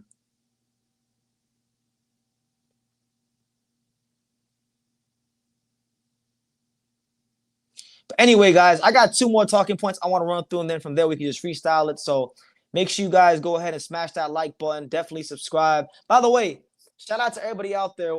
Today we just hit 92,000 subscribers, so I'm really appreciative of that. You know, it's been a long, tough, arduous journey. I earned my 92 because I've lost a lot over the years just talking, being myself, and offending a lot of people. But that's part of the job. So if you're still here rocking with True School and BT, you are sincerely appreciated to great levels. And all the great things that are going to be happening these next 2 weeks, and the rest of this year, it's because of you guys, the viewers. So I appreciate it. But I want to talk about this because I didn't get a chance to really talk about this because it happened on the day of the fight. I want to touch a bit on Ernesto Tito Mercado because in my heart goes out to the young man. He was part of an absolute shit show. He was supposed to fight Emanuel Tego. Emanuel Tego wound up missing weight by 10 pounds. He was completely unserious, like a lot of fighters tend to be in boxing these days. And then, Salida Promotions did find him an opponent. He was supposed to fight Roger Hilly, who was like 13-1 and 14-1, and they weren't even going to fight at 140 pounds. They were supposed to fight at a catch weight, I believe around 145 or 146. And guess what? He missed weight. So what I'll say about Mercado is this. We've already seen him blow out an opponent like Emanuel Tego before in the very faded version of Jose Pedraza. And I'm going to agree with my main man, Abraham Gonzalez, right here, where he tweeted after the announcement of the second cancellation. He had tweeted and pretty much had said that at this point, we got to see Ernesto Mercado fight a guy like Oscar Duarte, Subriel Matias, or Santa Martin to see what he's got. And I would concur. I think that's the kind of opponent he needs. Guys that have, either A, been champion or fought for a world title. Because if this guy is the goods, and there are a lot of people in the fight game that believe that Mercado, in terms of his ability, has a chance to be the goods, he'll beat those guys. He will beat those guys if he really is on that caliber of fighter. And he's at a stage now where he's ranked pretty highly. He has good standing within the rankings at 140 pounds. If you could take a quick look and a quick survey of the 140-pound rankings. Now, right now, as you can see, Mercado's highest ranking is currently in the WBO. He's number 4. He's ranked right below Duarte. And he's ranked just above Adam Azim, who, by the way, I made a video a while ago saying that my dream fight for Mercado and Adam Azim is for them to fight each other. I think Adam Azim versus Ernesto Mercado would be a dynamite fight for the 140-pound division. But, yeah, He's 4 there. Um, and he's number 5 in the IBF. So he's going the IBF route or he's going the WBO route. I think he's probably going the IBF route because I remember during my conversation with Dimitri Salita back in May, and I had a couple conversations with him in May after the whole Rai Salim debacle. Some great conversations, some not so great conversations, but during one of my conversations with him, he made it very clear that he has a great relationship with the IBF. And you see Mercado's ranking, he's right there. So, yeah, we reached that stage where we got to see what the kid has. He wasn't signed early in his career, and he's been switching promoters like Women Change Clothes recently. First it was, Matchroom Boxing. Then he had a short stint with DMG Boxing. Now he's with Salita Promotions. And the thing with Salita Promotions is that, Salita Promotions, apart from Claressa Shields, they don't, and, I guess you could say Atif Overton now, they don't really get a lot of the top young talent. They get a lot of the talent that either A, top rank didn't want, like Troy Isley, or they get guys that are really, really good, but just don't have the, you could say, built-in fan bases. Like, Mercado is Nicaraguan. He's not Mexican, right? So promoters always have a harder time promoting the Nicaraguans than they do the Mexicans, right? That's just the truth. So they got him. They know he's good. If they think he's good, you don't need to mess about the kid. He's had enough fights. He's fought these kind of opponents before. Personally, for me, I want to see him against Oscar Duarte. I would love the Oscar Duarte fight. Duarte is a guy that can really, really crack. You're good at some point. You're gonna have to figure out if this kid has a chin or not, right? So that could be a fight where we figure that out. If you don't want to put him in with the puncher and you want to put him in with a guy like Sandor Martin, okay, well, he could fight Sandor Martin and maybe even beat him, but he's running the risk of looking terrible in the fight because Sandor Martin has a style that makes guys look terrible, even if you win. Look at Teofimo Lopez as a great example of that. So, yeah, I like those fights for him, and I hope they go ahead and they do those fights soon for Ernesto Mercado. And then my last talking point of the live, in terms of other things that happened on the undercard of the Shields card, because there was 2 fights on the undercard that I was really intrigued in. And no, I'm not talking about Ray J and Orlando Brown, but I'm talking about actual fights. The fight that piqued my interest the most was definitely the fight between Devell Smith and Hakeem Lopez. These are 2 fighters that I follow throughout the duration of their careers. Hakeem Lopez is a guy that I've been knowing for years, and from when his dad was alive and from when they came down to South Florida to spar, 7 years ago. He is the brother of Najee Lopez, and this was a fight for him that could have really turned his career around, and got him out of obscurity. And as you can see here, I tweeted about this fight on August 11th. I was very excited about it. I even said it was the best fight on the card. It did not turn out as such. Devell Smith beat the brakes off Hakeem Lopez. And I want to give some credit here to my main man, Buried in Gold, on Twitter, because he let me know on August 13th that this fight was not going to be some great fight or some awesome underground fight that I made it out to be. He said pretty much that it's a developmental fight for Devell Smith to look good, and that Hakeem was going to get his ass beat by him, and that's unfortunately what happened. It wasn't competitive, and he made sure he let me know.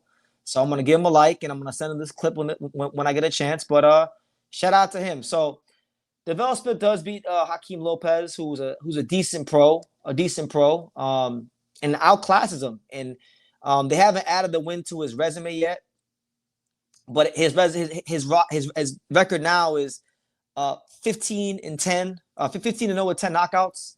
And this kid's a real puncher. This kid Devell is a real deal puncher. This could be if you're looking for a guy that you don't know a whole lot about yet, that isn't a big name, that hasn't been put on your Instagram feeds a whole lot, I would say look at Devell Smith. This is a guy that's probably, I would say, a win or two from really being a legitimate, top 20, top 15 middleweight. And as I mentioned earlier, a real puncher, an absolute puncher. Hakeem Lopez has, he hasn't been in a ton of great fights, but Hakeem Lopez had never been stopped before. He was 16-1. He obviously, if you look at his record, he hasn't fought a murderer's row of competition, but he never been stopped. And he was fighting. Devell Smith was fighting Najee or Hakeem in his hometown, and he got a very motivated fighter that night, and outclassed him. So yeah, Devell Smith, congrats to him. Really good win, and you know, my thing for Devell is gonna be, we know he can punch, and he's good enough to get by this level, right? And congrats to him, because I did have a little bit of doubt about it, but I think the key for him is going to be continuing to develop how he sets up his shots to set up his big punches. This is a guy that's from Detroit. They teach this kid the Kronk style. He's got a nice long right hand, and just he might be one of those diamonds in the rough at middleweight in a historically terrible middleweight division. A guy like this could crack the top 20, top 15, and be a real player. So look out for him. And then last but certainly not least, we're going to talk about one of my favorite fighters in boxing, which is none other than Lord Pretty Calvo, Atif Overton. He ran his record up last night to 17-0 with 14 knockouts. Now, he did not get a knockout. He did not get a stoppage against the faded version of Romero, Alexis Angulo, but he did shut him out. And some people had a problem with this. Some people thought that he should have got a stoppage. But let's be real. Romero Angulo has always proven to be durable. He took Zoto Ramirez the distance. He actually upset Anthony Sims Jr. when he was looked at to be a prospect. He took Berlanga the distance. He took Umar Demjekov the distance, and he's a beast. He's probably the best fighter on Zulu Boxing. And then he took Atif Overton the distance. So this is a guy that's crafty, that's professional, that's rugged, that knows how to just survive and maneuver in the ring. A good pro. So there's no shame in that. The only guy that's ever stopped him is Dave Benavidez, and that right there will tell you how special Dave Benavidez is as a fighter.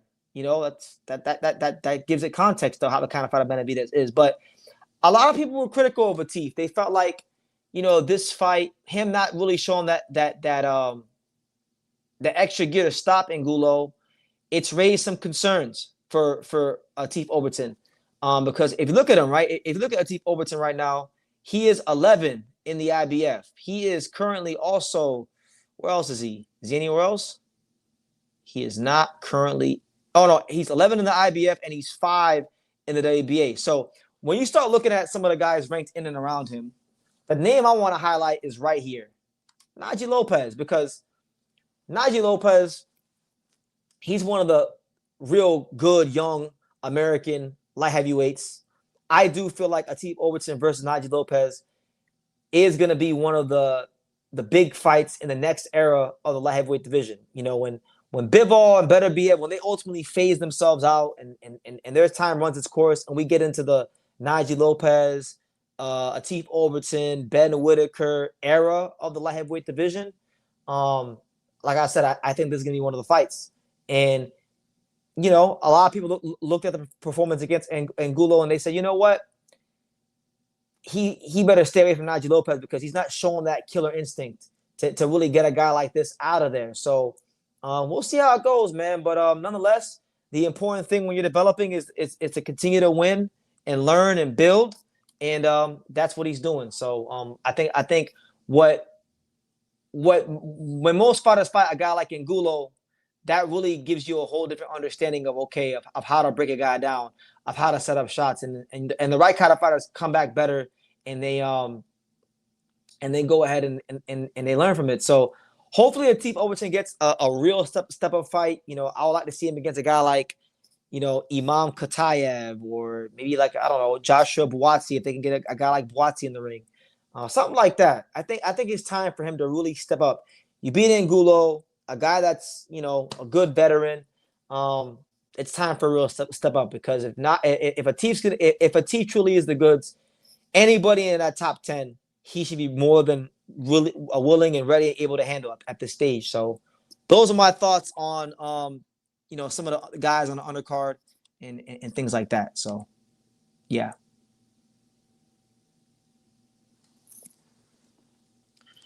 Shout out to Joey. He said Atif can be moving and talking like he's too cool for school. Yeah, no. Listen, the guy has a lot of swag. His swag's off the charts. He really believes in himself, and he lets you know that he fights good.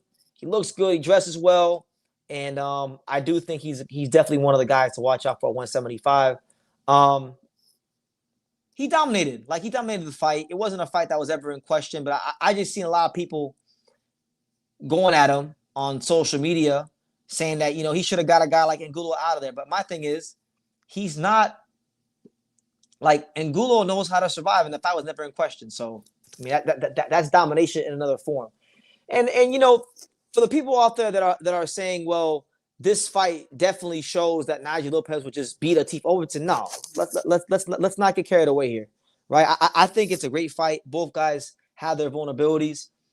But bro, man, Naji's been cut. Naji's been taken to the brink of death in some of these fights. And Atif has real heat, real punching power, real craft that he could put on a guy like Naji in terms of the way he pivots, his hand speed, punching between the shots. That fight's not as cut and dry as the Naji Lopez advocates want to make it out to be. But like I said, it's one of those fights that when the time does come, when it does happen, I'm going to be over the moon about it.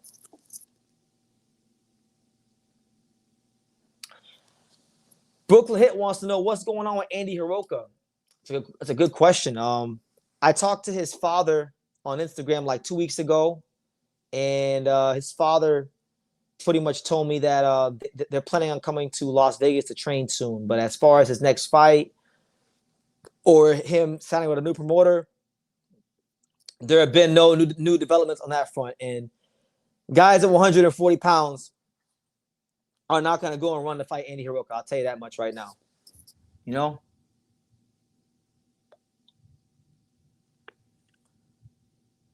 Joey says, I know Atif has a drawback to lay on his punches, that his hands don't come back to his head as quickly as they should. Yeah, and I don't think you're wrong. I would agree. And I think a lot of that is because Atif can be he shows a tendency to be a bit of a reflex fighter at times, and nobody's really made him pay for it yet. So when that day comes and somebody makes him pay for it, I'll be very intrigued to see how he reacts to that and what his durability is like and how he adapts to the fire. I think, and I gotta give Gary Jonas and ProBox TV a lot of credit. They see the future. They know that Atif Overton is a high level southpaw. They know that they got to get Naji Lopez on that world level, and I love this fight right here. I absolutely love this fight. To me, on the whole sport of boxing right now, for all the fights that are finalized, this is easily one of the top 5 for me best fights on the schedule. You got Naji Lopez, a guy that's been in some wars with Manuel Gallegos and Kalani Wheeler, right? And he's going in there against a guy who's an Olympian, a guy who's undefeated, a guy with real craft, a guy that I'm very familiar with in Juan Carlos Carrillo, a former Dea Benavidez sparring partner. This guy's tricky. And if Naji and his team, if they don't come prepared, if they haven't worked out foot positioning, against high-level southpaws and sparring in the gym, this is a fight where he could get exposed, and I am putting Naji Lopez on upset alert. This is a very good fight.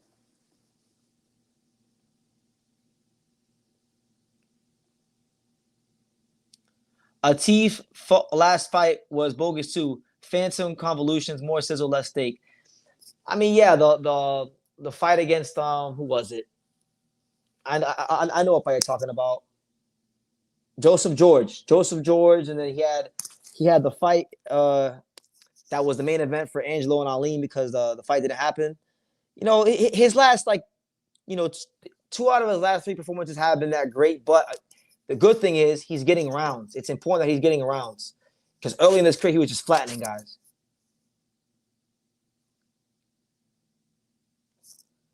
How long has Atif been training with Tom Yankello? That kid, Danny Bodish, is also a Yankello student and fights exactly like a small version of him.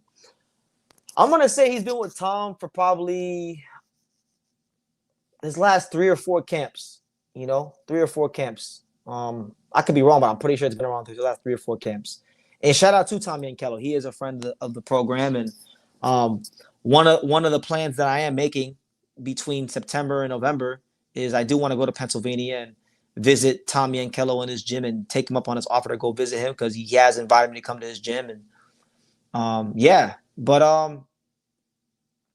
I think there's still things that need to be tightened up with Atif Overton, because if not, if he overly relies on his reflexes, if he's not tight enough defensively and sound enough defensively, and you stand and trade with a guy like Najee, oh my God, things could get ugly for him. Because I think we're talking about firepower, pure firepower. I think Najee does. I would give Najee the edge in firepower, but I would give Atif the edge in athleticism and footwork, and those kind of things. And I would say speed-wise, I would give Atif slight edge in the speed department, but I would say Najee's the better combination puncher. So, I mean, we'll see. But anyway, guys, I reached my limit as far as my talking points. I done got through all my talking points. We're an hour and 37 minutes in, which means we got 23 more minutes. So, guys, for the next 23 minutes, it's anything goes. You could ask whatever you want. It could be boxing related. It could be even non-boxing related. And in most cases, I will answer your questions. So get them in there. Make sure you smash the like button, hit the subscribe button. Definitely super chat. And thank you guys for being here with me. Hopefully your Sunday's great. My man Round One says Tio versus Rolly is going to do trash pay-per-view numbers. These guys ain't stars. I wish it wasn't pay-per-view. I mean, that's just the nature of the sport, especially the zone. I mean, anytime the zone has a halfway decent name, they put it on pay-per-view. And the week after that, Itama Hergovich, that's on pay-per-view on the zone. My thing is with the zone, how do you charge people a subscription, and then anytime there's a fight people are really excited for, those are fights gotta be on pay-per-view. Like that doesn't make any sense. If we're gonna keep pay-per-view in boxing, we need to use pay-per-view properly, which is you only reserve pay-per-view for the biggest and the best. People that are proven draws, people that have a fan base, because that's how it was when pay-per-view actually worked. By the way, I want to pull the chat. Who are you guys favoring in the fight between Tio and Rolly? Rolly can absolutely crack. You're 1,000% right. That's one of the concerns in this fight for Tio. BT, did you see the Puerto Rican event where Jordi Cardona knocked out Carlo Rodriguez? No, I did not. Put me on game, champ. I'm one man. I can't keep track of everything, but I try my best. But put me on game because I don't know everything. And I'm one thing I try to do is always learn as much as I can about boxing. New fighters, prospects, fights I missed during the week, things like that. One thing I can tell you about, though, because you guys do know that True School Sports is the #1 source for Japanese boxing in America. Kento Hatanaka, the son of Kiyoshi Hatanaka, the former WBC super bantamweight champion, he fought in his first bantamweight fight earlier this morning, and he got knocked out by some Filipino guy that he wasn't supposed to get knocked out by, and he got beat up so bad they had to carry him out on a stretcher. And I think that's effectively going to be the end of any hopes and aspirations he had in boxing. And that sucks because I remember seeing Kento Hatanaka fight on the undercard of Kosai Tanaka, Jonathan Gonzalez like 7 years ago. And that's why I became a fan of him. And then I saw him train when I was out there in Japan in 2023 and in Nagoya. But that's going to be it for him. He's been having a very progressive decline throughout the years. And to get knocked out by some random 7-3 Filipino guy that you're supposed to dominate, I think it's the end. I think it's the end for him.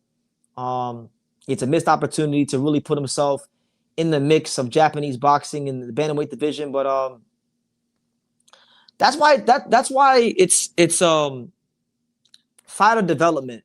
When you start following these guys as prospects and contenders and things like that, I love seeing how fighters develop, because there's some guys that look like they have it on paper, they look the part, they have the pedigree, and for one reason or the other, they just they don't make it. And unfortunately, he's one of those guys that I don't think is going to make it as a world champion. And I've been feeling that way about Kento Hatanaka for a little bit of time now. I sold my shares in the Kento Hatanaka stock earlier this year. So yeah, sucks. Is the next TNT show announced? The next TNT show is going to be that September 4th show. That's the show with Emma Williams, Vito Milnecki, Andy Ruiz Jr. versus Damian Kimba, and of course the real main event on the card, Alan Chavez, one of the most dangerous, explosive lightweights in the world. As he trudges forward towards a potential Abdullah Mason world title shot, or maybe fighting for the vacant title.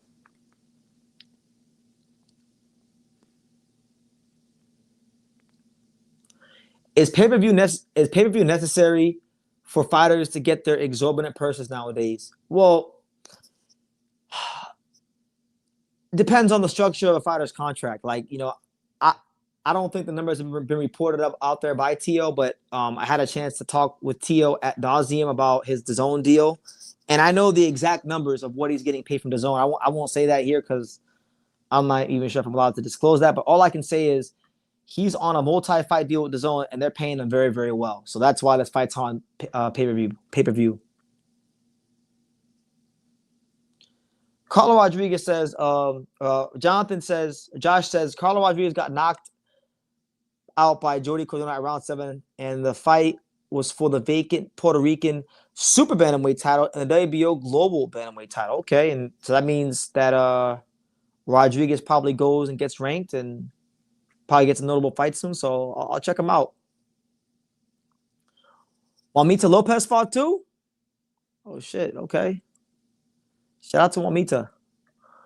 Yeah, this September 4th show on TNT, I mean, barring anything out of the ordinary, I probably won't be covering that show. I've covered every TNT show thus far. I've covered Mason Bell, the wristband's right there. I covered Zepeda Roach. Now, I'm not fully ruling it out. I might cover that show because when I get back from England, I'm supposed to get back around September 2nd-ish or September 3rd, and I will be in the New Jersey area around that time.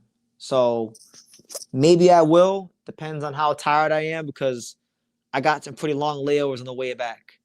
I'm talking about like 40-plus hour layovers in countries I've never been to. So we'll see how I feel, but I might go to the September 4th show. Shit, I might just go to see Alan Chavez because I'm a big Alan Chavez fan.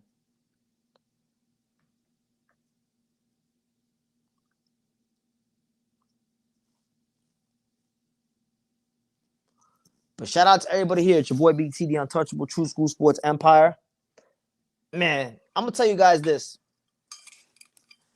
A lot of people are shitting on Tia Rowley Fight Week. All I can say is, man, and y'all got to pay good attention this week. There's going to be some interesting developments in the world of boxing media in the middle parts of this week.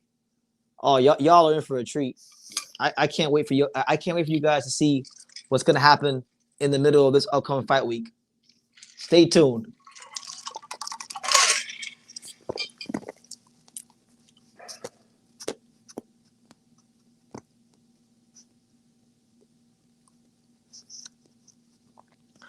You going quiet on me, guys. Where them comments at? Where the comments at, champ? We got 15 minutes, and then I'm gonna get up on out of here. So get your comments in. Boxing related, non-boxing related. It's a beautiful Sunday. The Marlins won today. Shout out to the Marlins.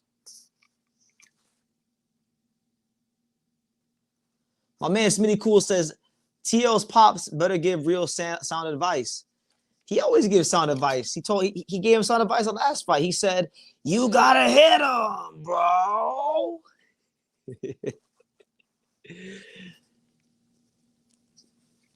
Is Shock versus Shakur's beef kind of like Shields versus Bumgarner? No, because the Shock, the genesis and the basis of the Shock Shakur beef is from sparring and certain things that were said about their sparring. The Shields Bumgarner beef is just traditional, like classic women's jealousy. You know, Claressa is the most accomplished woman in boxing, and Alicia Bumgarner thinks that she can over sexualize herself to the point where she could outdraw Claressa Shields and supersede her star power, but she can't. So that's what it is. I feel like deep down, let's be real, deep down, Alicia and Bumgarner knows that they're never going to fight. It's never going to be an actual thing. They're never going to fight, but she's done a great job of attaching her name to Claressa Shields, and she's getting more eyeballs because of it. So fair play to her. And I like Bumgarner. I'm really not trying to say anything bad about Bumgarner. I'm actually a real Alicia Bumgarner fan. And if you don't believe me, go on the search bar, type in Alicia Bumgarner, True School Sports, Evander Holyfield, and you will find a prospect review video from like 2017 about Alicia Bumgarner when nobody knew who she was, when she was fighting for Evander Holyfield Real Deal Promotions. And I was saying back then the kind of fighter I think she could be, and she went on to become that and then some. So, but that's just the truth about their that dynamic. Smitty says, you and Sean are killing it. I'm not a fan of Max Kellerman. Well, shout out to I'm not the biggest Max Kellerman guy either, but he has been a big voice in this for years, and irrespective of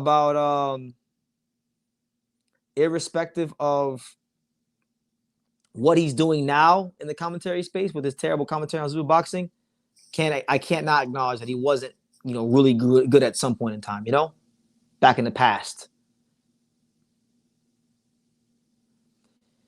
Zattel got a DAZN deal, didn't he? No, that did not happen.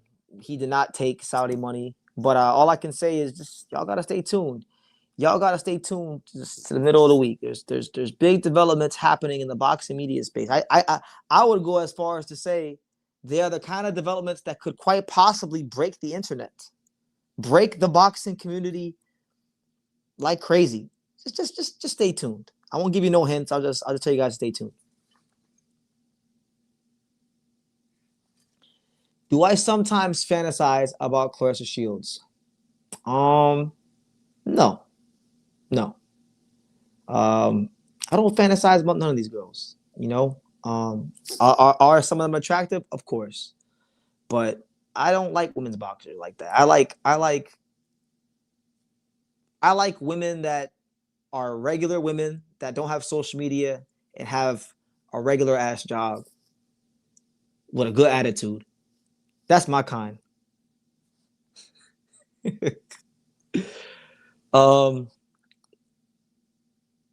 Is Bud doing too much confronting Tio Sr.? Did he confront him recently? I'm not sure what you're talking about. Does Leo got a fight yet? Now look, I'm gonna tell you guys like this, and I'm gonna start doing this on starting with this live. I do not want to talk about Angelo Leo until he actually has an officially announced fight. Now, I've heard things about who he might be fighting next. I don't know. So I'm going to sit here and wait like you guys. I don't know. But I'm not going to be taking nor answering any Angelo Leo questions until his fight is actually finalized and or he's fighting for unification fight. I'm tired of talking about it.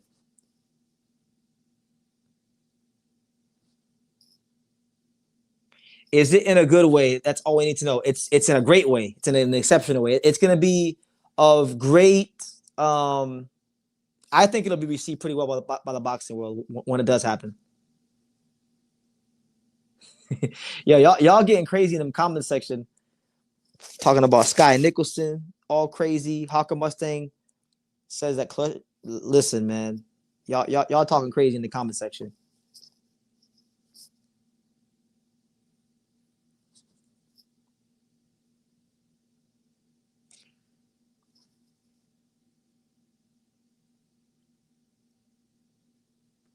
Sky Nicholson. What I'm not really into the women's boxing like I used to be. What's Sky Nicholson up to? Is like what's the big fight for her? Because I know she was woofing about fighting Amanda Serrano. Will Amanda Serrano give her a shot? Will Alicia fight her homegirl that she be at the pool within Vegas. You know, will that be a thing? Or will Sky Nicholson and Alicia Bumgarner be the Shakur Stevenson and Keyshawn Davis of women's boxing? Inquiring minds want to know.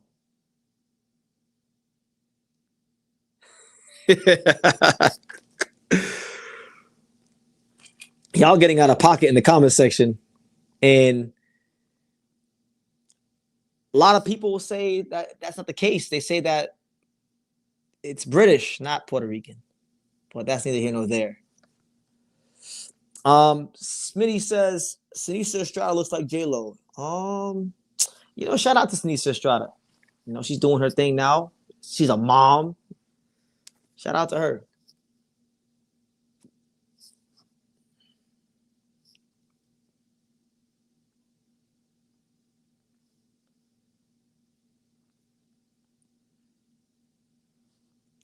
Sky is right now a WBC 122-pound champion. Didn't Sky lose to Tiara Brown? Am I tripping? I could have sworn she lost to Tiara Brown. You know what? That's what she got to do. She got to go find Tiara Brown and go try to get that back. And she's gonna fight on the Michaela Mayer Chantel Cameron card. Okay. I would say that I'm gonna watch that card, but I can't lie to you guys. I'll be in the UK for Hergovici Tama. I'm probably not even gonna watch the Pro Box card that day, to be honest. Can Christian and Billy pull out the upset? I think he will. I think Canelo Alvarez is old. I think he's old and fights in spurts, and Billy's gonna run the numbers on him. Is he really the underdog? How? Canelo is old. I think he's washed. Honestly, if he wins this fight, I'm not even playing with you. When you consider the context of where Canelo is in his career right now, I'm considering this like a top 3 win in his career. When you look at how he looked at in the William School fight, the Crawford fight, his style at 168, where Billy's at in his career, it's a top 3 win in his career, I think. Isn't Caroline about to fight? It wasn't matter. Yeah, she's fighting. I'm actually intrigued about her fight because she's fighting Amelia Moore. I don't think Amelia Moore will beat her, but Amelia Moore is a girl that stayed amateur for a very long time. I had a chance to interview Amelia Moore with Sean Zattel and Sean Porter back in 2022. I saw her spar in 2020 at Centennial Sweatbox Gym. She's now a pro. I never thought she would turn pro. I thought she was going to be one of those girls that would just stay in the Olympic USA pipeline forever.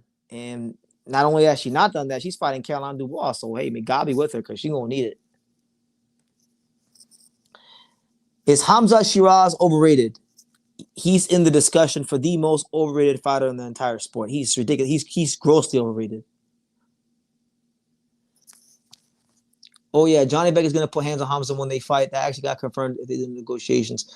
I mean, I think Johnny Beck probably will win, but I mean, stylistically speaking, I think that's a more winnable fight for Hamza than Diego Pacheco. You know, because like Johnny Beck is gonna exchange. I don't think Johnny Beck's gonna box. I think he's gonna try to punch a hole through Hamza, which would actually help Hamza out a little bit because Hamza, even though he's long, he don't fight long, and he likes to exchange at a close range. So that being said, that's a good fight. It's a good fight. If Hamza knocks out Johnny Beck, that would do a lot with me to shed the overrated label. At that point, I would say, you know what? Nah, let's lay off Hamza a bit. Would Ability be among those names about how tough Canelo's chin is? You're asking me if I think he's as durable as is his chin as durable? Yeah, he's got. I mean, him. If we're talking about the best chins in boxing today, I would say Christian and Billy for sure. Philip Hergovich is another one. Who else is really durable? Who else is like super durable? Quiet as kept. I think even though he got dropped, he kept getting up and fighting. Devin Haney was durable. Angelo Leo's very durable. Who else is durable in boxing? Better BF has been buzzed and he has been dropped, but I would still say he's durable because Better BF has had to walk through fire many times in his career and done very well in doing so. Last 5 minutes, guys, and we're out of here. I think nobody at 154 and 160 beats Boots. We'll have to see. We'll have to see. I mean, everybody's a lot of people seem to have a hard on for Yoanali Hernandez, which, by the way, I think he's in a real fight this weekend. And I gotta do a video about his fight with Francisco Verón, the Argentinian guy. That's gonna be a real fight. I'm putting him on a moderate upset alert because that kid can fight and he's been tested and he's rugged. He's one of those rugged, hard punching Argentinians.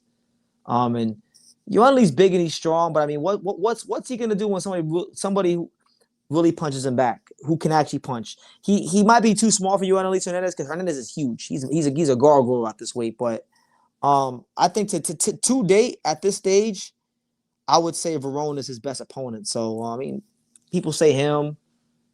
People like the kid Amari Jones, but yeah, I think Boots is the best talent in and around 154, 160. I think he made himself perfectly clear in the Xander fight. I think the best guy that probably had the chance to beat him would probably be Fundura.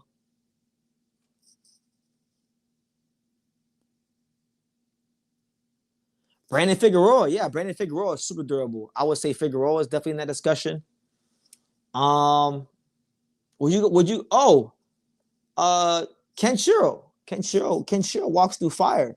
He got knocked out against Ibuki, but that's Ibuki. Ibuki knocks everybody out damn near.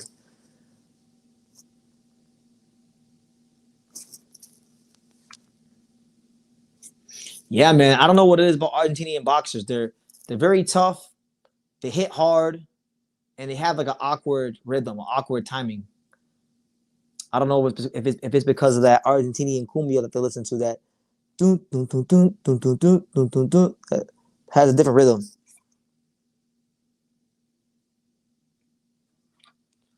Pitbull Cruz. I mean, he hasn't. He fought Tank. He fought some punchers. So yeah, I'll say Pitbull. Pitbull has shown he's fought a couple punchers and done his thing, durability wise. I mean, they have to. I mean, when you come from those countries, especially like think about a lot of these Argentinian boxers, they don't have the infrastructure like the Mexican fighters do, the Puerto Rican fighters do. So they gotta go through more shit just to become relevant in boxing. So by the time you get an Argentinian fighter that really becomes a player in any division, most of the time they've gone through a lot to even become semi-relevant because you don't got the media up their ass in the beginning. You don't got them being given the red carpet treatment from the get-go. That's why I respect them. And one of my bucket list things to do in the sport of boxing, coverage wise, is I want to go to Argentina. I want to go to Argentina, and I want to go to the gyms there, and like some of that same content I do in Japan, I want to do it in Argentina.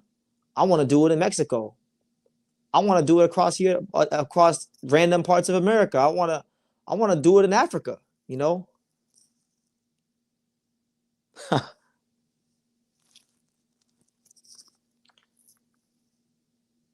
Yeah, I mean, we had the biggest fight of the year last time. We had Ray J versus Orlando Brown, man. I know you love Tank. I know everything you say is about Tank, but listen, it's his fault, man. The reason right now he's allowing Claressa Shields to become the biggest ticket seller in American boxing because he's inactive. Absolutely no chance. I don't see it. Top Rank won't do it. Zuffa gonna want to do bigger fights or guys within their ecosystem. So I don't see it. But guys, on that note, look, we have reached the 2 hour mark.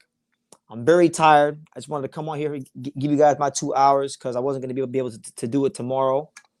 And then we will start this incredible stretch of covering fights and traveling and time zones and continents and God is so good, man. So look, I'm gonna get up on out of here. Thank you guys for joining me. Hope you guys enjoyed the live.